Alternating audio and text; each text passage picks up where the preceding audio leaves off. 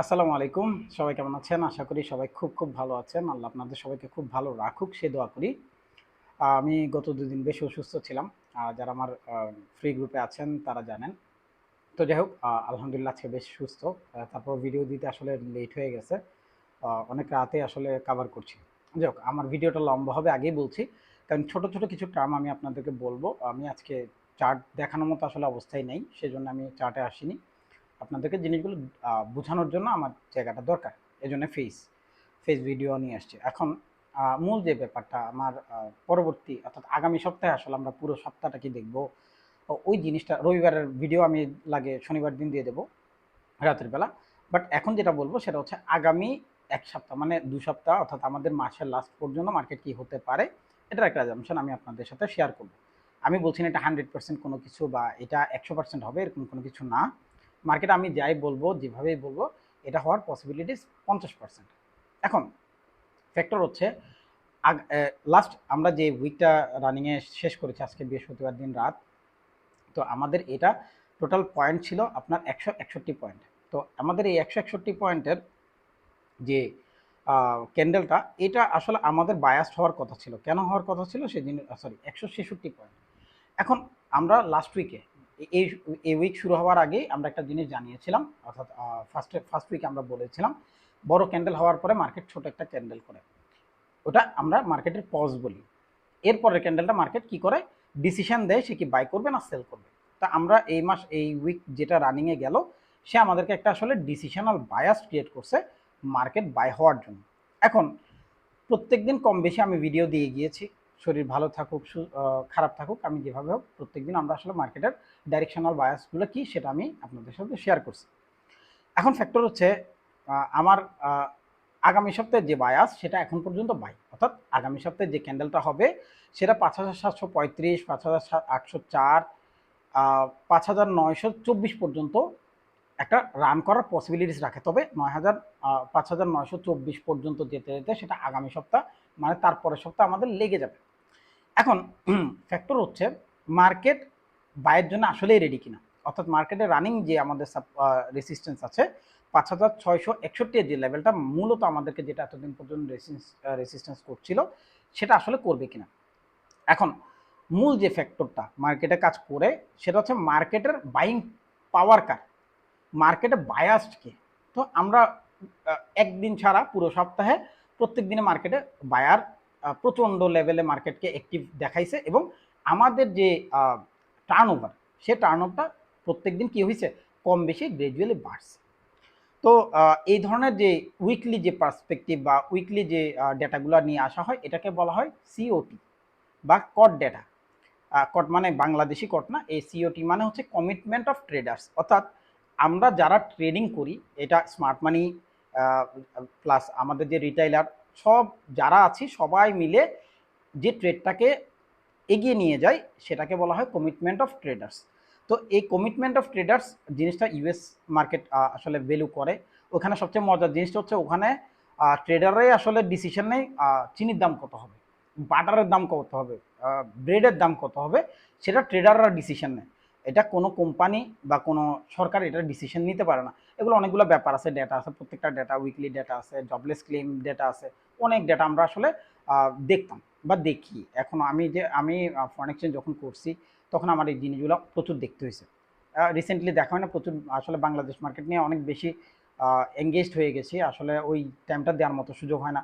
অনেক বেশি রাশ থাকে ওইখানে, অনেক কুল সেন্সে ট্রেড করতে হয়।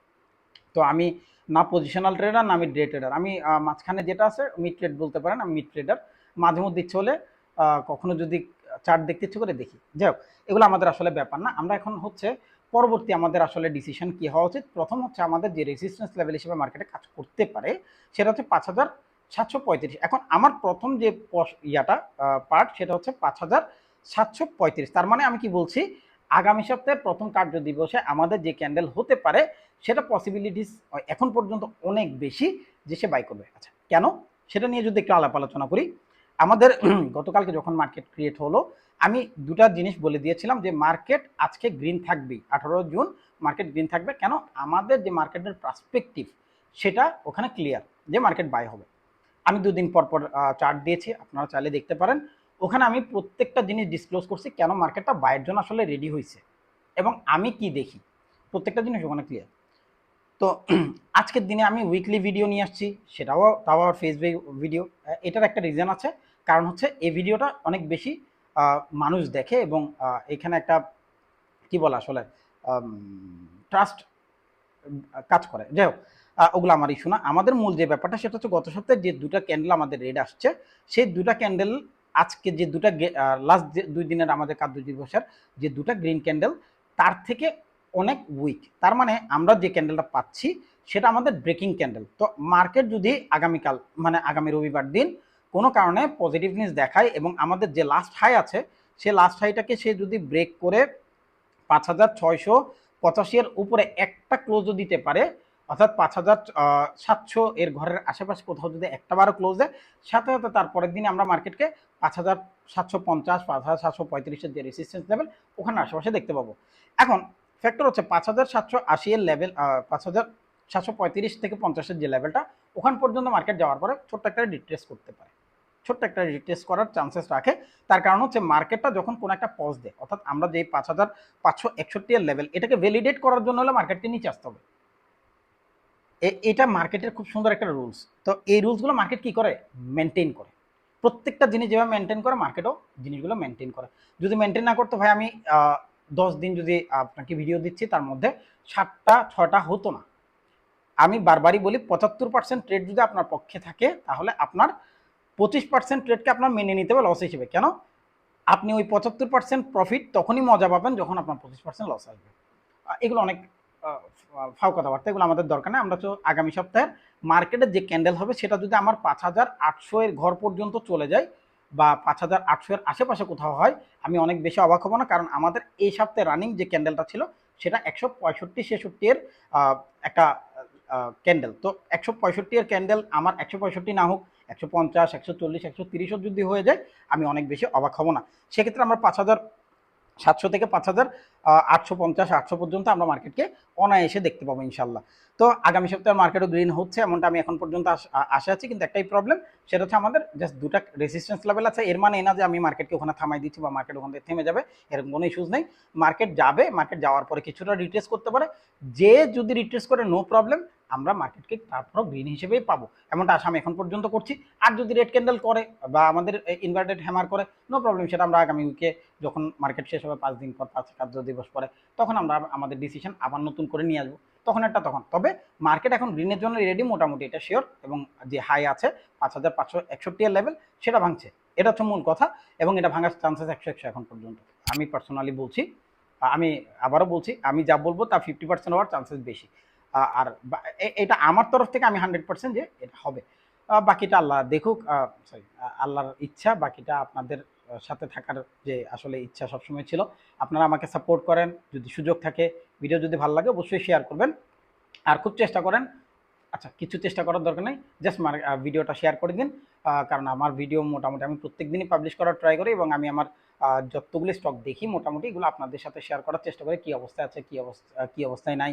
আমি রিসেন্টলি এবি ব্যাংক, আপনার মুজাফফর হোসেন, তারপর এদিকে এপেক্স ট্যানারি, আজকে আবার পোস্ট করলাম আপনার আরও অনেকগুলো, এরকম শত শত পোস্ট অলরেডি হয়ে যাচ্ছে।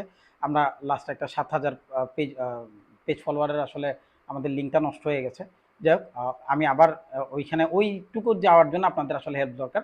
আপনারা যে আমাকে ভালোবেসে থাকেন, আমার ভিডিও ভালো লাগে, অবভিয়াসলি আপনারা সেটা শেয়ার করবেন। আমি বিশ্বাস করি অ্যাটলিস্ট আমাকে বড় করার জন্য হলো, কারণ এটাতে লস হবে না কারণ এটুকু বিশ্বাস রাখি। কারণ আমি এখান থেকে কারো কোনো চার্জ নিচ্ছি না, করছিও না। সো আপনারা সবাই খুব ভালো থাকুন, আল্লাহ আপনাদের সবাইকে খুব ভালো রাখুক সে দোয়া করি। আল্লাহ আমার জন্য অবশ্যই দোয়া করবেন যেন সুস্থ হয়ে যায়, গলা খুব খুসখুস করছে, এখনও সুস্থ হয়নি।